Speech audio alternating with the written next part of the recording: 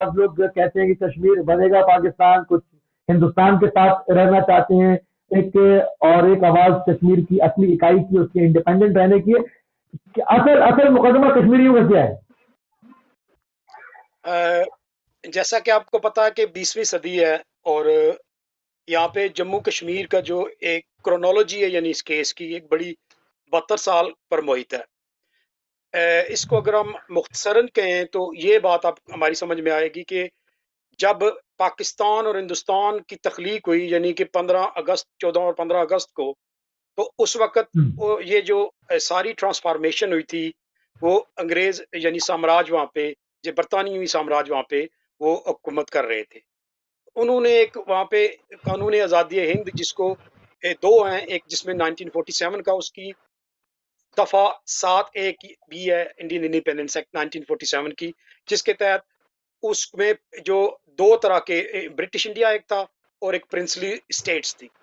Princely status میں جموں کشمیر بھی آتی، جو 562-72 اس کے قریب تھی۔ تو ان کو یہ حق دیا گیا تھا کہ آپ ہندوستان پاکستان کو جوائن کریں، اور دوسری جو ہے نا وہ یا آپ آزاد اور خود مختار ریاست کے طور پہ رہیں۔ تو 15 اگست کے بعد جو ہے نا، جو وہاں پہ ڈوگرا رولر تھا، اس کا معاہدہ جو انگریز کے ساتھ ہے، جس کو بکری پتر یا وہ 1840 میں کیا تھا، اس کا اختتام ہو جاتا ہے۔ یعنی 15 اگست کی جو قانون آزادی ہند کی وہ لمیٹیشن ایکٹ کے تحت وہ مدت بنتی ہے، اس کے بعد اس کا اطلاق نہیں ہونا تھا۔ اس کے بعد جموں کشمیر ایک آزاد اور خود مختار ملک ہو جاتا ہے، جس کو بعد میں یعنی پاکستان کے جو قبائلی جو عملہ 22 اکتوبر کو تھا، اس سے پہلے جو پٹیالہ فورسز تھیں وہ آلریڈی اس میں انٹر ہو چکی تھیں ہندوستان کی، چونکہ ریاست پٹیالہ جو ہے نا وہ ہری سنگھ کی سسرال تھی۔ تو اس بنیاد پہ وہاں پہ جموں کشمیر کا یعنی انگریز کا پلان تھا کہ خطے میں ایسی ایک ٹینشن چھوڑ کے جائیں، یعنی پوری یعنی اس کے وہاں پہ اٹیلی اس وقت پرائم منسٹر تھے جو کہ لیبر پارٹی کے تھے۔ تو ان کی جو پارلیمنٹ میں وہاں پہ سپیچ تھی، ان کا یہ تھا کہ ہم جو پورا سب کانٹیننٹ یہ روس اور چائنا کو تحفے میں چھوڑ کر نہیں جانا چاہتے۔ تو اس بنیاد پہ آپ دیکھ لیں کہ جموں کشمیر کو آزاد کشمیر گلگت بلتستان پاکستان کے قبضے میں آئے۔ پاکستان نے جو 1963 میں سیاچن جو کا ایگریمنٹ تھا وہ علاقے چائنا کو دے دیے۔ تو اس کی بنیاد پہ یعنی کہ جموں کشمیر کا مسئلہ جموں کشمیر کے 2 کروڑ انسانوں کی زندگی اور موت کا مسئلہ ہے، جبکہ پاکستان اور ہندوستان ایک انڈس واٹر ٹریٹی ہے، یا پانیوں کے لیے یا اس کے وسائل پہ یہ آپس میں لڑ رہے ہیں۔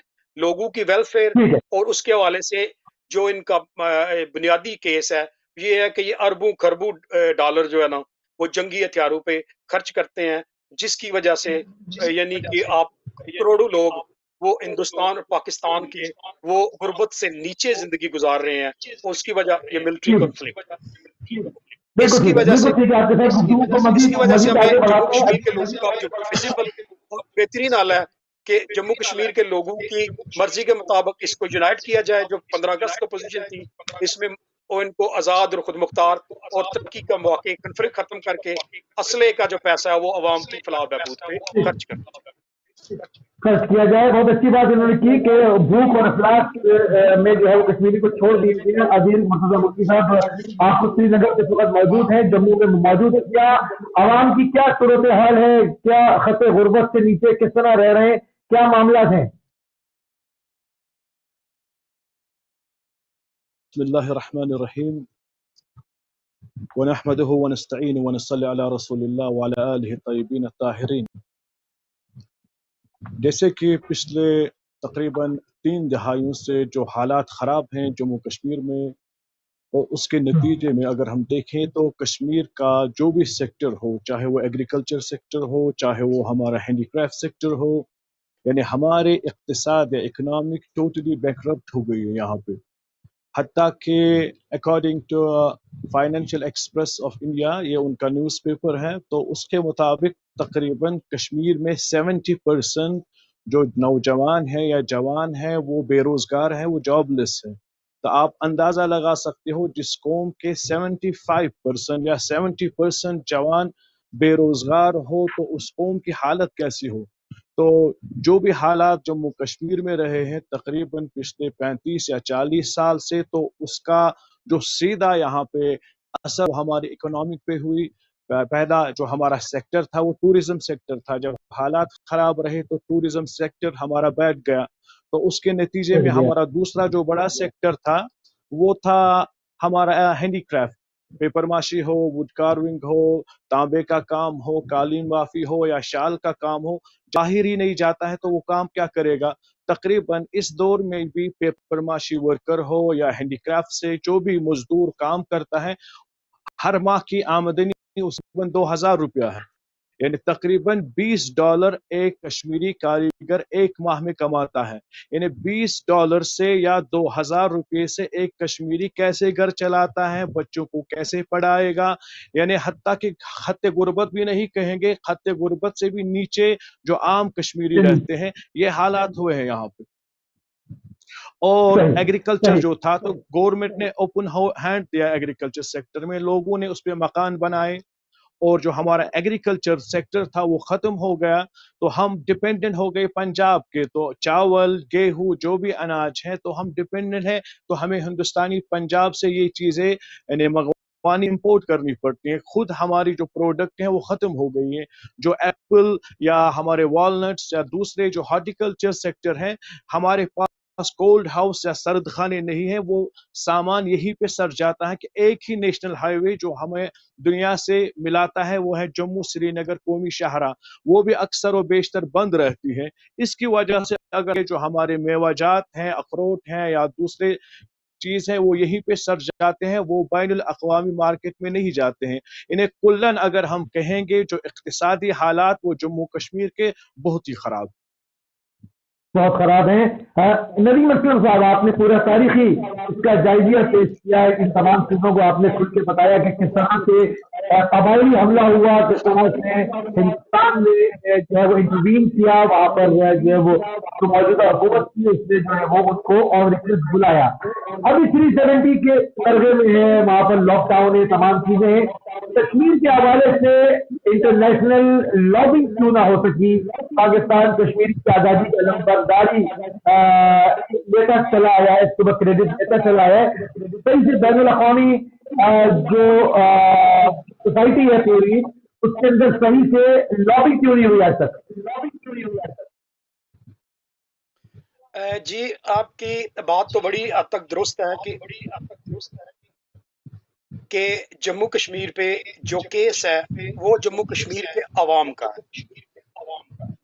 پاکستان کا جو کیس ہے یا ہندوستان کا جو کیس ہے اس کو 13 اگست 1948 کی جو پہلی قرارداد تھی, یعنی آپ اندازہ کر لیں کہ 7 سیکیورٹی کونسل کی قراردادیں اور اس کے علاوہ باقی جو یو این سی پی کی یعنی commission for India and Pakistan جو ہے نا, اس کی وہ تقریباً 22 کے 23 کے قریب ریزولوشن بنی. تو اقوام متحدہ کے جو ریزولوشن ہے پہلی اس میں آپ ریڈنگ کریں تو اس میں پاکستان سے جو اس کے 3 حصے ہیں, پہلے حصے میں یہ کہا گیا ہے کہ پاکستان وہاں پہ جارحیت کی ہے اس نے قبائلیوں اور اس کے جو سویلین ہے وہ ان کو مکمل وڈرا کرے. ہندوستان کا جو ہری سنگھ نے جو اس کا جعلی علاق کیا تھا ہندوستان کے ساتھ, اس بنیاد پہ اس کا دعویٰ جو کسی حد تک دنیا مانتی ہے پر کشمیری اس کو نہیں مانتی.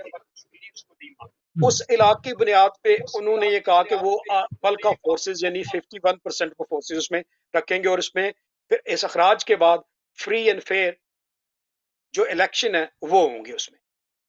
تو یہ جو قراردادوں پہ عمل درآمد ممکن ہی نہیں ہو سکا, جس کی وجہ سے یہ پاسبلٹی کہ جموں کشمیر کے لوگ, چونکہ اس کو جب 72 میں شملہ ایگریمنٹ کیا گیا ہندوستان اور پاکستان کے درمیان, اس میں انہوں نے انٹرنیشنل معاملے کو بائی لیٹرل معاملے میں منتقل کر دیا.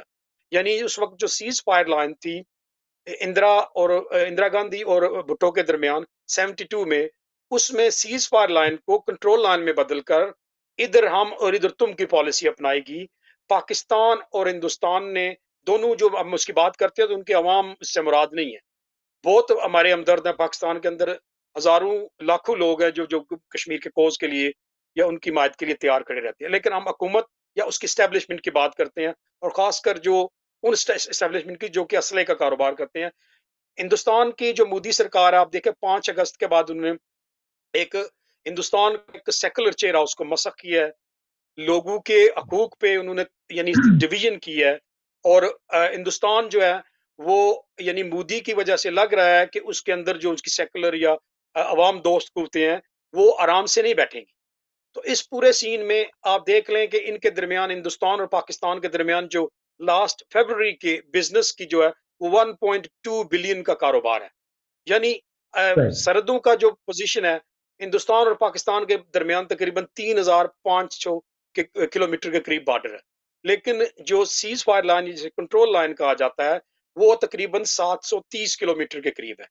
آپ نے کبھی نہیں سنا ہوگا مثال کے طور پہ کہ واگا بارڈر پہ ان کی کوئی آپس میں فائرنگ ہوئی ہو، انہوں نے خنجر مارے ہوں یا گولیاں ایک دوسرے کو ماری، نہیں. وہاں پہ آپ ایک دوسرے کے یوم آزادی پہ تحفے دیتے ہیں، گانے گاتے ہیں. کنٹرول لائن پہ آپ سیز فائر لائن پہ دیکھیں، ادھر سے مارتے ہیں گولے ادھر کشمیری مرتے ہیں، ادھر سے گولے مارتے ہیں تب بھی کشمیری مرتے ہیں. کوئی یعنی یہ ایک فوج یہ کہتی ہے کہ ہم جو ہے نا آپ کو ہندوستان سے بچا رہے ہیں، ہندوستان والے کہتے ہیں ہم آپ کو پاکستان سے بچا رہے ہیں. نقصان دونوں طرف. یعنی یہ مل جل کے شملہ معاہدے کے تحت یہ انڈس واٹر ٹریٹی اگر آپ دیکھ لیں جو پانیوں کا معاہدہ ہے یہ کشمیریوں کے وسائل لوٹنے کی ایک ریزن ہے.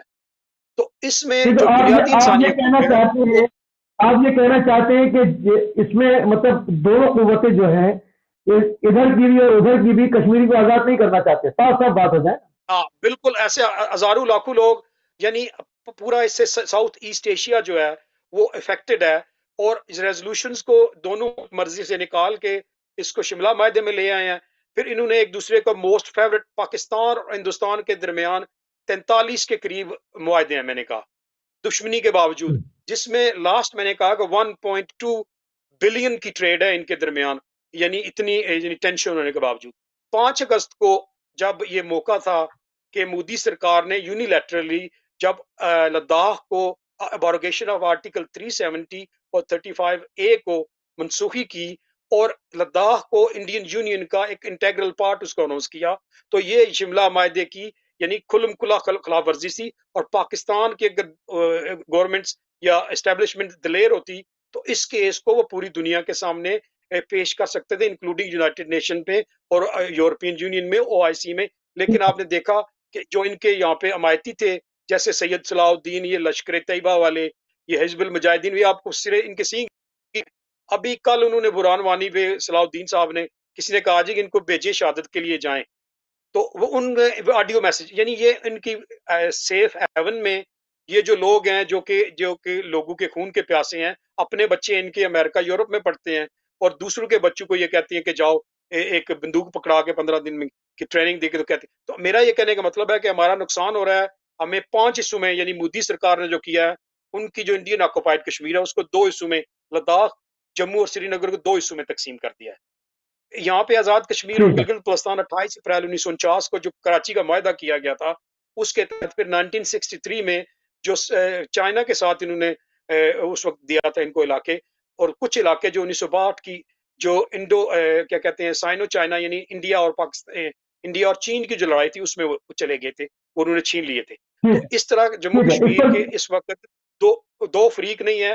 کشمیریوں کو یعنی 72 سالوں میں ہندوستان اور پاکستان نے نمبر 1.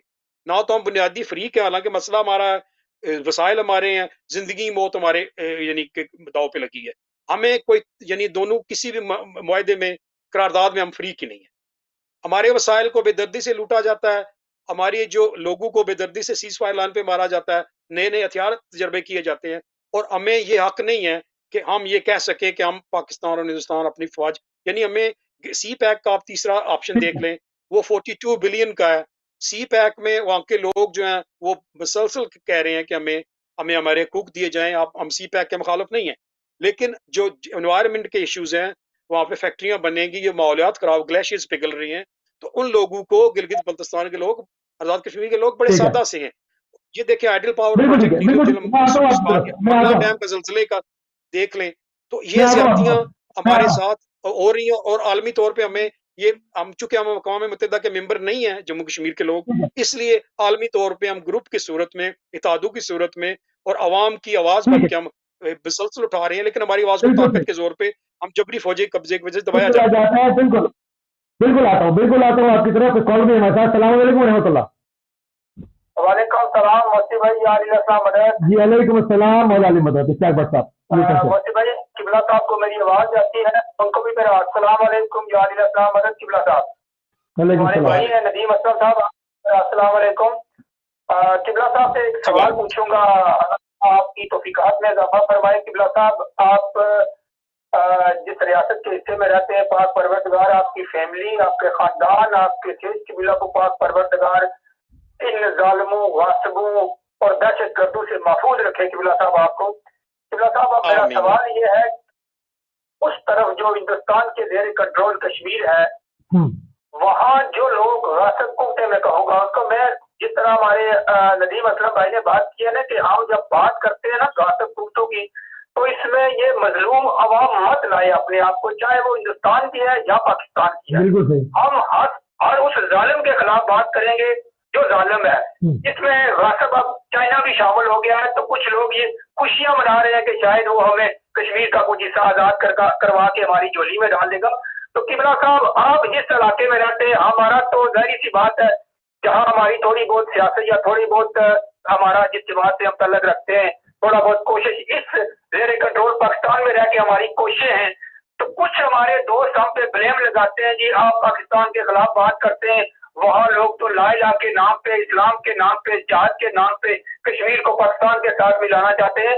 तो किबला साहब, मेरा आपसे छोटा सा सवाल ये है कि ठीक है, हम ये मानते हैं, तो फिर किस तरफ जाएंगे? अगर वहाँ लोग हिंदुस्तान से इलाहा की बात करें तो क्या पाकिस्तान किधर जाएगा? कहाँ ये अभी ताज़ा जो अभी जो हुर्रियत कॉन्फ्रेंस सैयद अली गिलानी साहब ने जो इस्तीफा दे दिया, तो कितने लाखों के हिसाब से हमारे नौजवान कत्ल हो गए, इसका जिम्मेदार कौन होगा? किबला साहब, क्या वहाँ रहने वाले अवाम, जिसमें हिंदू भाई भी हैं, सिख भी हैं, बुद्धवाद भी हैं, मुसलमान भी हैं, क्या अपनी कौमी आजादी की बात नहीं कर सकते?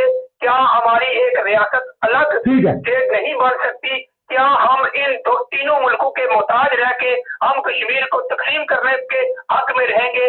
जाके हमारा एक कौमी फरीजा बनता है, जहाँ जहाँ भी कश्मीरी बैठा है उसको अपनी कौमी आजादी और खुद मुख्तारी की बात करनी चाहिए या नहीं करनी? मफाद परस्त टोला तो उस पार भी है, इस पार भी है। वहाँ दिल्ली के तलवे चाटते हैं, यहाँ इस्लामाबाद के चाटते हैं।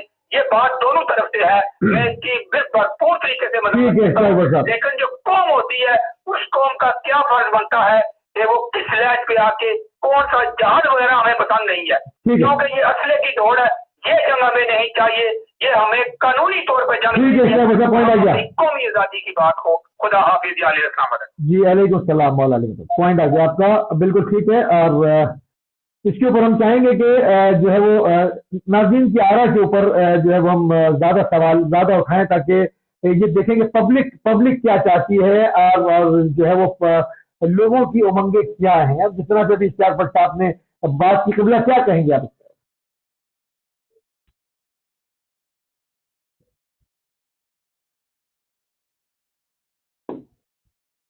जी, आप किसको कह रहे थे? जी अदिल साहब, सवाल अदिल साहब से।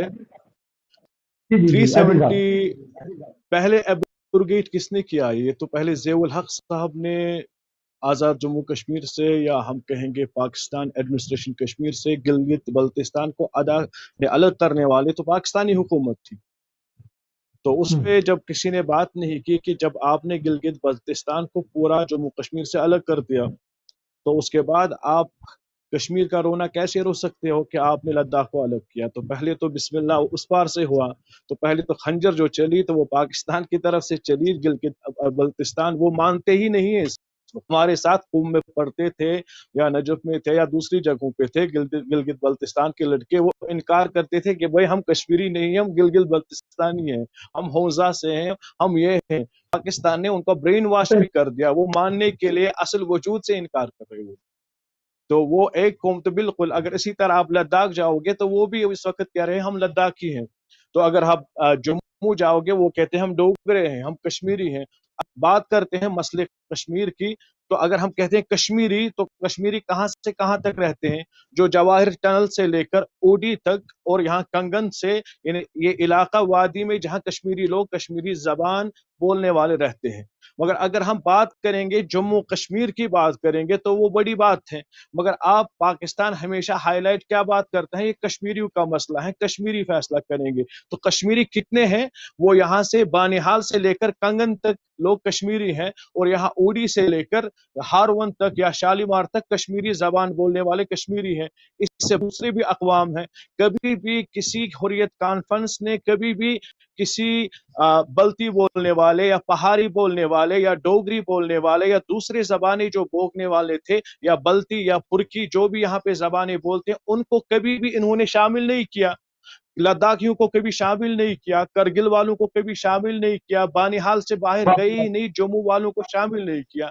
تو اب ہم کیسے ان کو شامل کریں؟ اس بار جو ہے فقط محدود علاقوں میں صرف جو کشمیری زبان بولتے تھے, یہ اصل میں وہ نیشنل سٹرگل سے نکل کر یہ تحریک کیا بن گئی؟ اسلامسٹ. یہ ہائی جیک ہو گئی, اس کا اسلام کا جولا پہنا دیا گیا اسے کہا کہ یہ جہاد ہے, وہاں پہ مسلمانوں پہ ظلم ہے. تو جو اصل مسئلہ تھا, جو یون میں چارٹر گیا تھا, وہ گیا تھا جموں کشمیر کا مسئلہ. اس میں ہندو بھی تھے, مسلمان بھی تھے, سکھ بھی تھے, ڈوگرے بھی تھے, کرسچنز بھی تھے اور جین بھی تھے. مگر جب جو اس وقت پیش کرتے ہیں یہ لا الہ الا اللہ محمد رسول اللہ کا مسئلہ ہے, مطلب یہ مسلمانوں کا مسئلہ ہے. پھر دوسری دشواری آئے گی, مسلمان کہاں پہ ہیں؟ اگر لداخ جائیں گے, کرگل میں مسلمان ہیں, مگر لیہ کے لوگ جو ہیں یا زنسکار کے لوگ ہیں وہ تو بدھسٹ ہیں. اگر جموں کے لوگ اکثریت ہیں وہ غیر مسلمان ہیں. یعنی کبھی اس کو بطور people of Jammu and Kashmir represent نہیں کیا گیا. مسئلہ یہی ہے, ابھی تک کوئی بھی کانفرنس ہو, کوئی بھی پارٹی ہو, انہوں نے اصل میں یہ اس مسئلے کو پیش ہی نہیں کیا کہ کس چارٹر میں, کس سٹینڈارڈ میں, کس بینر کے تحت مسئلہ جو ہے جموں کشمیر کا اس کو ہم ریپرزینٹ کریں. مسئلہ ہے کہ اصل میں ہے کہ مسئلہ کیا ہے کسی کو پتا نہیں. ان کو پتا نہیں کیا اسلامی مسئلہ ہے یا لوگوں کا مسئلہ ہے. یہ کلیئر نہیں ہے, یہ کلیئر نہیں ہے جی. اس پہ جو ہے نا ندیم اسلم صاحب, میں ندیم اسلم صاحب انہوں نے بڑی خوبصورت بات انہوں نے کی ہے کہ لداخی شامل نہیں ہے, بلوچستان سے لوگ شامل نہیں ہے, گلگت سے لوگ شامل نہیں ہے. جب پورے کشمیر کی اکائی کی بات کرتے ہیں تو تمام اقوام کو شامل کرنا پڑے گا. تمام لوگ شامل نہیں ہیں. کس طرح سے کشمیر کس طرح آزادی حاصل کر سکیں؟ جی, میں ان کے مولانا عدیل صاحب کی بات سے کافی حد تک متفق ہوں کہ ہماری جو پوزیشن ہے, پہلی تو میں اس کو تھوڑا سا کلیئر کر دوں کہ جب ہم جموں کشمیر کے مقدمے یا کیس کی بات کرتے ہیں تو وہ اس سے مراد 15 اگست 1947 کا جغرافیہ ہے, جو کہ تقریباً 86,000 مربع میل بنتا ہے. پھر اس کی جو سیاسی وحدت یا اکائی کی ہے وہ یہ ہے جس میں 8 قسم کی قومیتیں, جیسے انہوں نے ذکر کیا ہے کہ گلگت بلتستان کے لوگ جو کہ بروشاستی ہیں, شینا ہیں, گلگتی ہیں, بلتی ہیں, لداخی ہیں. اسی طرح سے کشمیری جب ہم ایک لفظ استعمال کرتے ہیں دو طرح کے اس میں, ایک جموں کشمیر سے مراد, چونکہ انٹرنیشنل کشمیر سے مراد وہ 15 اگست کی جو سیاسی اور جغرافیائی وحدت ہے اس کی ہم بات کرتے ہیں, یعنی وہ کشمیری, اس سے مراد ویلی والے کشمیری نہیں ہے. دوسری ایک شناخت ہے جو ویلی کے لوگوں کی کشمیری شناخت ہے, جو کہ پورے کشمیر کی شناخت نہیں ہے. اور اس میں گلگت بلتستان کے لوگوں کا یہ موقع بالکل درست ہے کہ وہ ضروری نہیں ہے, وہ مسئلہ کشمیر کے صرف فریق ہیں, پر وہ اپنے فیوچر کا فیصلہ, جیسے مولانا صاحب نے ذکر کیا ہے کہ وہاں پہ مذہبی بنیاد پہ ان لوگوں کو آپس میں لڑایا گیا گلگت بلتستان میں. اور اس کے جیسے انہوں نے ملٹری ڈکٹیٹرشپ ضیاء الحق کا ذکر کیا ہے, اس سے پہلے بھی انہوں نے یہ کارڈ استعمال کیا اور بڑی سمجھداری کے ساتھ گلگت بلتستان کے جتنے بھی زوما ہیں انہوں نے آپس میں بیٹھ کے بات کی اور یہ اس نتیجے میں پہنچے کہ آپس میں لڑنے یا اکثریت کسی فرقے کی ہونے سے یا اقلیت ہونے سے یہ تو ہمارا مسئلہ, یہ تو غاصب قوتوں کا فائدہ ہے. اور الحمدللہ اب یہ لوگ جو گلگت بلتستان کے, میں ان کے ساتھ تقریباً کافی دوستوں کے ساتھ رابطے میں ہوں, وہ اس بات پہ متفق ہیں کہ وہ اپنی قومی حقوق, وہ مسئلہ کشمیر کا حصہ ہے, پر اپنے مستقبل کا فیصلہ, میں نے کہا جیسے 8 قومیتیں, جیسے جموں کے لوگ ہیں, راجوری کے لوگ ہیں, لداخ کے لوگ ہیں, لے کرگل اور گلگت آزاد کشمیر کے جو اضلاع ہیں یا ڈیاسپورا میں بھی آج کل لوگ ہیں, ان سب کا رائٹ ہے کہ اپنے اپنے فیوچر کے بارے میں. جموں کشمیر ایک کثیر القومیتی ملک ہے جس میں 8 کے قریب قومیتیں ہیں, کثیر المذہبی ملک ہے جس میں مختلف قسم کے مذاہب اور مذاہب کے فرقے موجود ہیں, اور کثیر الثقافتی موجود ہیں, یعنی مختلف قسم کی جو ثقافتیں ہیں وہ ایک کو ایگزسٹنس ہے, ایک دوسرے کے ساتھ رہتے ہیں, مختلف لباس پہنتے ہیں, مختلف موسم ہیں. تو یہ ایک ایسا ہے جیسے مختلف پھولوں کا ایک گلدستہ ہے. اس کو ڈسٹروائے کیا ہے وہ بنیادی طور پہ قابض قوتوں کا انٹرسٹ بنتا ہے کہ ہمیں آپس میں کمزور کر کے ہمارے جو قومی حقوق ہیں بنیادی طور پہ آپ دیکھ لیں ہو کیا رہا ہے۔ آپ نے بہت اچھی بات کی، یہ جو لشکر طیبہ کو چلا دیا گیا، وہاں پر صلاح الدین صاحب لے گئے، وہاں سے یہاں سے جہادی وہاں پر جا رہے ہیں، اس نے کیا کشمیر کے مسئلے کو خراب نہیں کیا؟ کہ یعنی اوپن لائسنس دے دیا گیا ہندوستان کی فوج کو کہ جس کو چاہے مار ڈالو، یہ کہہ کر کہ یہ جہادی ہے یا اس نے اپنے گھر میں جہادی کو رکھا ہے، کیا اس سے ہمیں نقصان نہیں ہوا؟ یہ اس سے تو آپ دیکھ لینا کہ پاکستان کو ابھی آپ اگر اس کی ایک جھلک دیکھیں، جو پاکستان پہ جو اقتصادی پابندیاں لگی ہیں وہ یہی ہیں کہ مولانا ناظر صاحب آپ نے کدھر چھپا کے رکھے ہوئے ہیں جو جیش محمد کے ہیں۔ اسی طریقے سے انہوں نے 58 کے قریب جو خود ہی جہادی گروپ بنائے ہوئے تھے، جس میں حزب المجاہدین والے حضرت مولانا صاحب شاہ اپنا کیا نام ہے ان کا، سید صلاح الدین صاحب ہیں، جیش محمد کے مولانا ناظر ہیں، اور اسی طریقے سے لشکر طیبہ کے حافظ سعید وغیرہ، اور 58 قریب یہ انہوں نے خود بنائے ہوئے ہیں، جس کی وجہ سے ان پہ پابندی لگی ہے۔ ابھی آپ دیکھ لیں کہ جو انہوں نے پاکستان کو جو پرائم منسٹر ہے انہوں نے اسمبلی میں بیان دیا ہے کہ اپنا وہ جو کیا کہتے ہیں اس کو، وہ شہید ہیں جی، وہ کیا جن کو مارا گیا ہے القاعدہ کے ہیں جی، ان کو جی اس کا یہ ہوگا کہ اگلے جو یہ سیشن ہو رہا ہے جن پہ آلریڈی پاکستان پہ اقتصادی پابندیاں لگی ہوئی ہیں، تو یہ دنیا کو بیوقوف بنانے میں ناکام رہے ہیں۔ یعنی یہ اسٹیبلشمنٹ یہ تھنک کرتی ہے، جب میں نے بار بار پہلے بھی کہا کہ جب ہم پاکستان یا ہندوستان سے ہم لڑائی نہیں چاہتے، نہ ہم صرف اپنے حقوق کا مطالبہ کر رہے ہیں کہ جموں کشمیر کے جو خطے، جو وسائل یا جو زیادتیاں ہمیں غلامی کی وجہ سے آپ نے فوجیں رکھ کے کیا ہوا ہے، یہ ہم اس کا مطالبہ کرتے ہیں۔ یہ دنیا کا ہر انسان کا پیدائشی حق ہے۔ یہ پاکستان کا جب مطالبہ کیا گیا تھا یا ہندوستان کا مطالبہ کیا گیا تھا تو بھی ان کا یہ پیدائشی حق تھا کہ وہ اپنے ملک، اپنے بود و باش، اپنے قومیتوں کے مطابق رہیں۔ تو اس میں یہ کوئی دو رائے نہیں ہے کہ بہت سارے مسلمان ممالک ہیں اور مختلف ملک ہوتے ہوئے بھی ان کے برادرانہ تعلقات ہو سکتے ہیں، اور کشمیر پہ یہ جو جاریہ یعنی یہ ایسی جاریت ہے جس میں آپ دیکھ لیں کہ میں آپ کو کیلکولیٹ کر کے بتا سکتا ہوں کہ آزاد کشمیر میں کیا ہو رہا ہے۔ جیسے مولانا عادل صاحب نے ذکر کیا ہے کہ آرٹیکل 370 کو مودی نے تو ابھی اس کو جو کیا کہتے ہیں باشندہ ریاست کو منسوخ کیا ہے، یہاں تو 1974 میں کیا ہوا ہے، یعنی کہ گلگت بلتستان میں، جو کہ بھٹو کے دور میں، یعنی 28 اپریل 1949 کو انہوں نے وہاں پہ جو کیا کہتے ہیں اس کو ایجنٹ کے تھرو وہاں پہ حکومت کرتے تھے، جو ڈی سی سے بھی کم لیول کا ہوتا تھا۔ تو وہاں پہ لوگوں کے حقوق کے وسائل، یعنی میں ایک مثال آپ کو وسائل کے گلگت بلتستان کے اور آزاد کشمیر کے دوں تو آپ اندازہ کر لیں گے کہ گلگت بلتستان کے حوالے سے پاکستان اس وقت دنیا کا تیسرا بڑا جو جم سٹون ہے، یعنی ہیرے جواہرات کا ایکسپورٹر ہے پوری دنیا میں۔ اس میں سوات کے علاوہ باقی تمام جو ہیرے جواہرات ہیں وہ گلگت بلتستان سے نکلتے ہیں، اور ان لوگوں کا ان پہ حق ہی نہیں مانا جاتا۔ آزاد کشمیر میں نیلم ویلی ہے، اس کے یہاں سے بھی دیکھ لیں آپ منگلا ڈیم کی رائلٹی، یعنی کم سے کم بھی اگر سالانہ بجٹ کریں تو وسائل جو ہے 1500 ارب روپے سے زیادہ ہیں آزاد کشمیر کے، جس میں منگلا ڈیم کی رائلٹی اگر کاؤنٹ کریں تو اس سے یعنی ہر گھر کے لیے لاکھوں روپے یعنی ماہانہ بغیر کام کیے مل جاتے ہیں۔ آپ دیکھ لیں اتنی 5000 سے زیادہ بجلی پیدا کی جاتی ہے، اور 370 کلو واٹ جو ہے نا وہ پورے آزاد کشمیر کی ملتا کیا ہے، چاہے وہ آزاد کشمیر کے لوگ ہوں، چاہے وہ گلگت بلتستان کے لوگ ہوں، جس کو جی پی کہتے ہیں، ان کو ملتا کیا ہے؟ مختصراً اگر یہ بتا دیں تو میں پھر عزیز صاحب کی طرف بڑھتا ہوں۔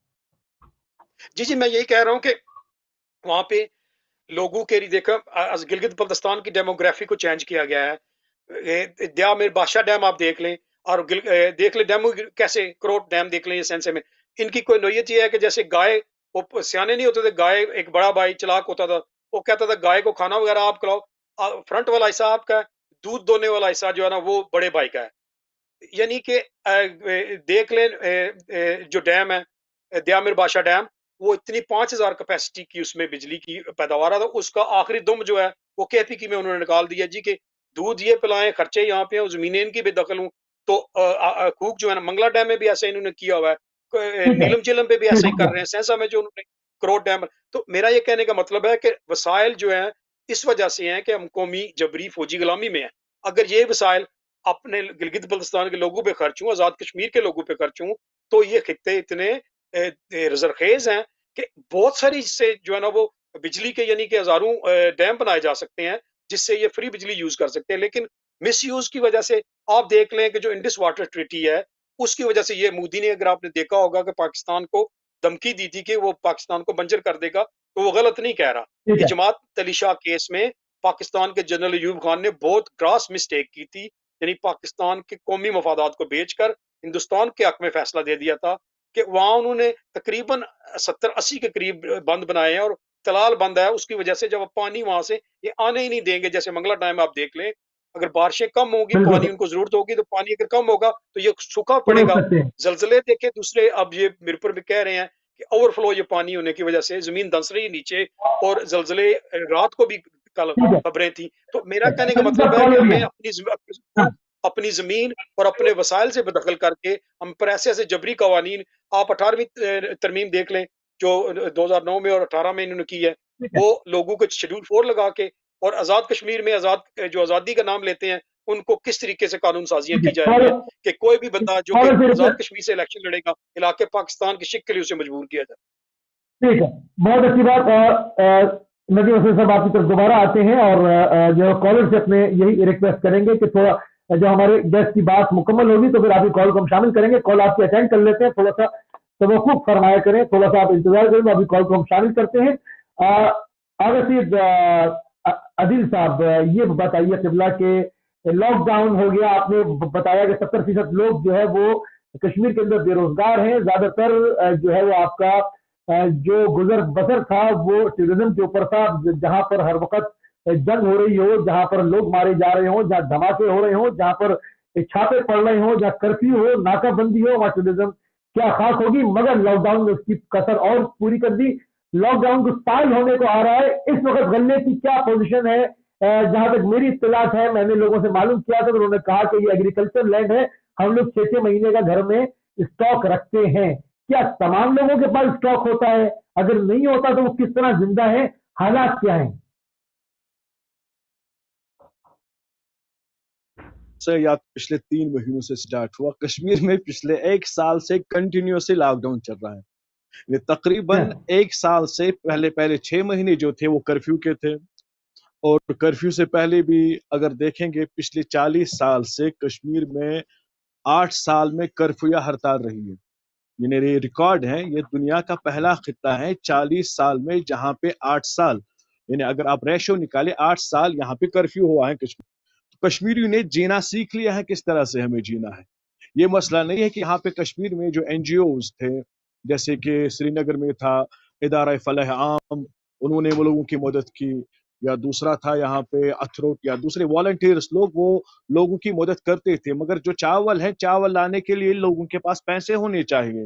यानी ये नहीं कि लोग कोई मुफ्त में देगा। अगर जमा भी करने तो कितना आप जमा कर सकते हैं? गर्मियों का मौसम है, गर्मियों में आप चावल स्टोर नहीं कर सकते, उसमें कीड़े पड़ते हैं। यानी असल में अगर देखें हम, कश्मीर के लोग इस वक्त सफर कर रहे हैं 2 लिहाज से। एक तो यहाँ पे हालात हैं, दूसरा जो कोविड या कोरोना वायरस की वजह से है कि लोगों के खाने के लाले पड़े हैं। यानी कोई इनकी बात सुनने वाला नहीं है, कोई प्रॉपर निजाम नहीं है यहाँ पे। यानी अगर देखा जाए, इससे हमारा एजुकेशन सिस्टम भी खराब हुआ कश्मीर में। पास पैसे थे, जिनके पास अखराजात हैं, उन्होंने अपने बच्चों को कश्मीर से बाहर भेजा, तो वो बड़ी बड़ी डिग्री करके लाए। पास पैसे नहीं थे, जो हैंडीक्राफ्ट में थे, तो उनके बच्चे ऐसे ही रह गए। यानी 63% हमारा रेशो है यहाँ पे कि पढ़े लिखे लोग हैं। मगर फिर भी अगर देखें, जो नया ट्रेंड जवानों में चला है वो यहाँ करते हैं, खुद सोजी करते हैं। यानी एक आया था पिछले 2 दिन पहले आया था टाइम्स ऑफ इंडिया में कि हुर्रियत पीपल, जो उन्होंने जो पाकिस्तान भेजे हैं लड़कों को एमबीबीएस या इंजीनियरिंग करने के लिए, उन्होंने वो सीटें बेच दी हैं। यानी किस हद तक ये हद है, तो ये नदीम साहब बोल सकते हैं कि क्या ये वाकई दुरुस्त है कि कश्मीरी जो वहां पे जा रहे थे स्कॉलरशिप पे, मगर यहाँ पे उनसे पैसे लिए जाते हैं। इन्हें नेपोटिज्म हुआ है। इन्हें अगर ये कहेंगे कि मसला कश्मीर एक लिहाज से एक मनी लॉन्ड्रिंग हुआ है कि जो भी चाहे इस गाय से दूध खींचता है, चाहे इस पार वाले हो या उस पार वाले। ये मेरा क्वेश्चन है नदीम साहब कि क्या ये वाकई दुरुस्त है कि जो कश्मीर से यहाँ से जो एमबीबीएस या बाकी डिग्रीज के लिए भेजा गया, वो भेजा गया जो मेन स्ट्रीम के थे, जिनके पेरेंट्स ब्यूरोक्रेट्स थे, तो गरीबों को उसमें कोई हिस्सा नहीं मिला। गरीब आवाम जो थी, चाहे वो किसी भी मजहब से हो, मसलक से, उन्होंने सफर किया, चाहे वो ईरान ले गए या पाकिस्तान लिए गए कि जो शहदा के बच्चे हैं, शहदा के बच्चे बेचारे या तो वो मजदूरी करते हैं वो या वो सफर करते हैं, जो पढ़ने के लिए गए बैरून रियासत ईरान या पाकिस्तान वो ब्यूरोक्रेट्स के बच्चे थे, उनसे पैसे लिए गए, उन्हीं को चुनिंदा अफरादों को लिया गया। तो असल तहरीक को यानी दूसरे एंगल में इसको रिवर्ट किया गया कि इस तहरीक से उस गाय से इन्होंने यानी शीर या दूध को पीना स्टार्ट किया। तो असलम साहब से उम्मीद है कि ये इस सवाल का जवाब देंगे। जी असलम साहब। जी बहुत शुक्रिया मौलाना अदील साहब। आपकी बात दुरुस्त है कि मैंने जैसे पहले जिक्र किया, इसमें थोड़ा सा इन्होंने अपने अली साहब ने भी कहा था कि ये जो प्रॉक्सी वार थी जिसको ये 1985 में बेसिकली ये जनरल ज़ियाउल हक का ऑपरेशन टोपैक था, उसका वो पूरा डिस्क्लोज हुआ था किस तरीके से उन्होंने मिलिटेंसी शुरू की और जिसकी पूरी दुनिया ने उसको किसी ने मुल्क ने भी सपोर्ट नहीं किया। तो इसमें जो ब्यूरोक्रेट्स हैं उनके जो वेल एस्टेब्लिश लोग हैं, वो यहाँ बरतानिया में भी, मैं नाम नहीं लेना चाहता, वहाँ पे भी कुछ लोग हैं, अमेरिका में भी कुछ लोग हैं, वो वेल सेटल्ड फैमिली के हैं। तो मैंने ये कहा कि वहाँ पे ग्राउंड पे जो रियलिटी है वो सफ़र करने वाले लोग हैं या जो फौजों के जो जुल्म और इंतजामिया के जो जबर का शिकार हैं, वो आम लोग उसको यानी उनकी रोजगार का मसला है, उनकी इज्जत नफ्स का मसला है, उनके घरों का, कारोबार का, डेली जो लाइफ है वो बुरी तरह मुतासर है। तो ये बुनियादी वजह यानी वो बिजनेस है जो कि पाकिस्तान और हिंदुस्तान दोनों मुल्कों की अफवाज यानी मिलिट्री स्टैब्लिशमेंट है। इसमें मैं ये कहूँगा कि एक मूवी वगैरह बनी है जिसमें ये कहा गया है कि ये खुद ही थ्रेट्स क्रिएट करते हैं और फिर उनको जाके लोगों को कहते हैं जी हम आपको डिफेंड करने के लिए यहाँ पे खड़े हैं, ठीक है। यानी अच्छा इसकी साहब, बुनियाद यहाँ पे ये पे अपना बजट बढ़ा लेते हैं। दोनों दो, दोनों ममालिक जो है हिंदुस्तान और पाकिस्तान, वो लोगों की यानी कि उनका ये अब बनता है, लोगों को ये उठना पड़ेगा कि ये जंग ना हिंदुस्तान के मफाद में है, ना पाकिस्तान के मफाद में है, ना चीन के मफाद में है। अगर ये जम्मू कश्मीर का मसला हमें रीयूनाइट होने का मौका दें, इकट्ठा होने का मौका दें, हम बगैर फौज के भी जो है ना वो हम एक स्टेट बन के वहां पे रह सकते हैं। ये सारे खत्ते के ठीक है। हक में है, अच्छा नबी सबके असलम फायदे साहब, में है कि बिजनेस करें, तरक्की बिल्कुल करें ठीक है, और असले के बिल्कुल ठीक अंबार। है। ये देखें कोविड-19 का जैसे मौलाना साहब ने जिक्र किया है, पूरी नबी दुनिया असलम पे ये साहब बात देखिए तैयार हुई है साहब, कि लोगों को असला और तोप की जरूरत नहीं है, बल्कि डॉक्टर्स, अस्पताल, रोजगार, अच्छा अफतार, अच्छा बिल्कुल खाना, अच्छे स्कूल, अच्छे अस्पताल और अच्छा लाइफस्टाइल। हमारे इलाकों में आप देख लें, आजाद कश्मीर और गिलगित-बल्तिस्तान इन पाकिस्तान में नदीम साहब आज भी टाइम टाइम बहुत कम है। नदीम साहब टाइम बहुत कम है। मेरे साथ एक जर्नलिस्ट और हैं, वो गिलगित और बल्तिस्तान से, काफी नामवर नाम है उनका, शेर अली अंजुम साहब, और बड़े अच्छे लिखारी भी हैं।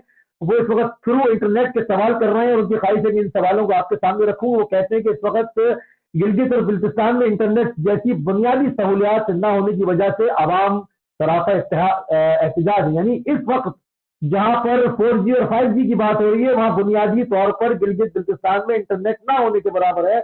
लोग इसके ऊपर एहतजाज कर रहे हैं। वो कहते हैं कि वहां पर इंटरनेट का जो शोबा है वो भी एक जिन चलाता है। जिन से तो आप समझ गए होंगे कि मेरी मुराद क्या है। और वो फिर कहते हैं कि फोर्थ शेड्यूल जो है दहशतगर्दों के ऊपर लगाना था, लेकिन गिलगित बल्तिस्तान में यह कानून बुनियादी हुकूक का मुतालबा करने वालों के ऊपर लगाया है। इलेक्शन लड़ने की इजाजत नहीं है। एक मारूफ सियासतदान का स्टेट लाइफ की पॉलिसी तक को ब्लॉक कर दिया, जिसका जिम्मेदार कौन है। ये तो हालत है गिलगित और बल्तिस्तान के अंदर। अवामी जो है, मैंने नाम भी लिया और उनके सवालात को भी आपके सामने रखा। आजाद कश्मीर का हालात आप खुद बता रहे हैं। जम्मू से जो है वो आदिल मुस्तफी साहब हमें वहां के हालात बता रहे हैं। बिल्कुल प्रोग्राम जो है बिल्कुल अपने इख्तिताम पर है। एक एक सवाल सिर्फ मैं शायद आप लोगों से और कर पाऊंगा।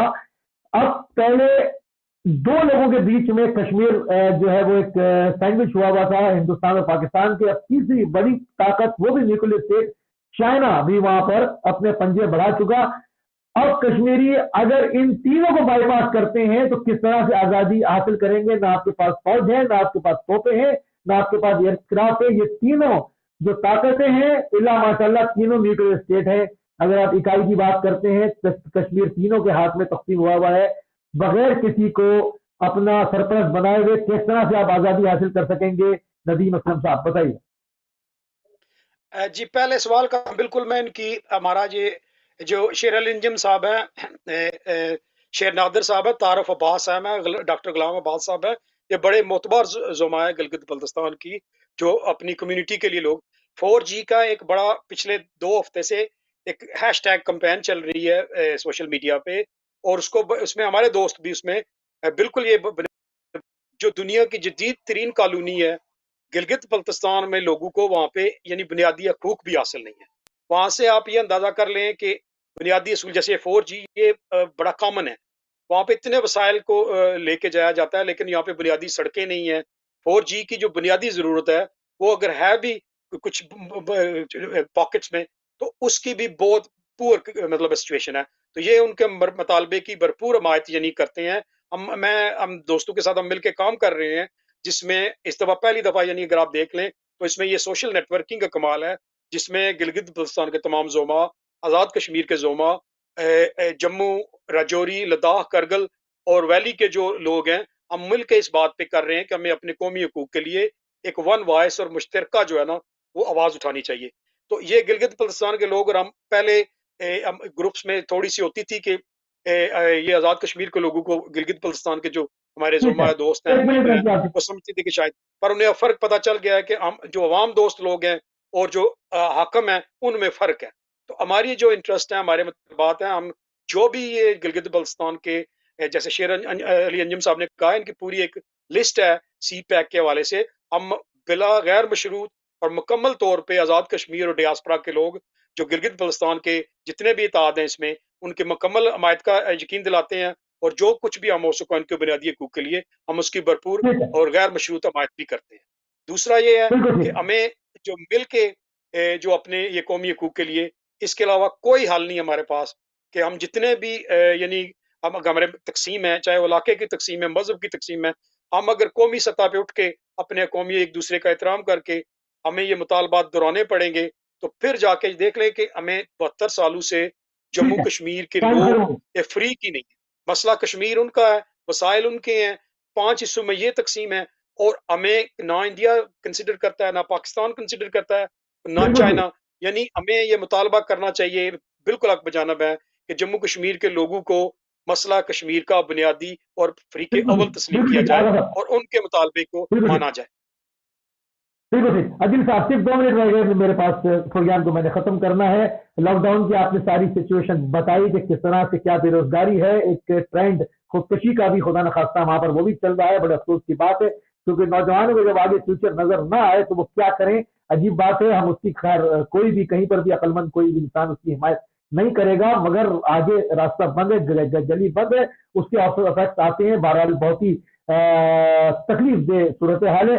ابھی لاک ڈاؤن مزید آگے جا رہا ہے، چائنا میں بھی آگے بڑھ رہا ہے، لداخ کے اندر ادھر ادھر وہ گلوان ویلی میں.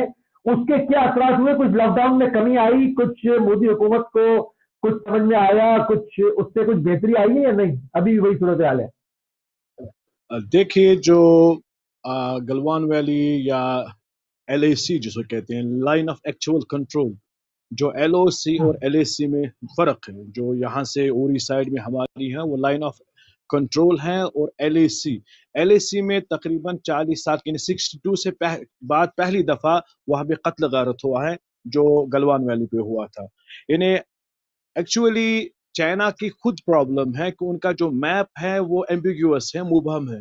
وہ چاہتے ہیں کہ اس میپ کو درست کرے ہم، اور تو ان کا منصوبہ ہے کہ دوسری برٹش کالونی بنائے چائنا. جس طرح سے انگلستان نے پہلے دنیا میں اپنی چھوٹی چھوٹی فیکٹریاں قرض دے کر سری لنکا اور افریقہ کو اس وقت خرید لیا ہے، تو چائنا چاہتا ہے کہ اسی طرح سے دوسری ایسٹ انڈیا کمپنی جو ہو اس وقت فار ایسٹ کمپنی ہو. چائنا اپنا رسوخ پیدا کرے، دنیا پہ قبضہ کرے، یعنی کر بھی رہا ہے. انہیں پورا پاکستان اس وقت گروی ہے چائنا کے ہاتھوں میں.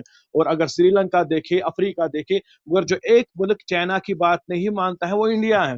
تو انڈیا کو اسے دمکانا ہے، تو انڈیا کو تھرٹ دے رہا ہے جو ان کا ہے چکن نیک، جو آسام سے قریب ہے. اصل میں یہ چاہتے ہیں کہ اس پہ قبضہ کرے اور 5 ریاستیں جو ہندوستان کی ہیں ان کو کاٹ لے، اس سے ہندوستان کے اقتصاد پہ اثر ہو جائے، یہ سب مشن کرے.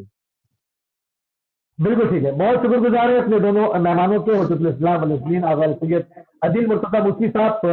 آپ شامل ہوئے ہمارے ساتھ سری نگر جموں اینڈ کشمیر سے. جناب ندیم اسلم صاحب آپ شامل ہوئے مینچسٹر یونائٹڈ کنگڈم سے ہمارے ساتھ. ہم اپنے دونوں ہی مہمانوں کے انتہائی مشکور اور ممنون ہیں. اس کے اوپر کشمیریوں کا مقدمہ کشمیریوں کی اس زبان سے ہمارے پروگرام کا جو ہے وہ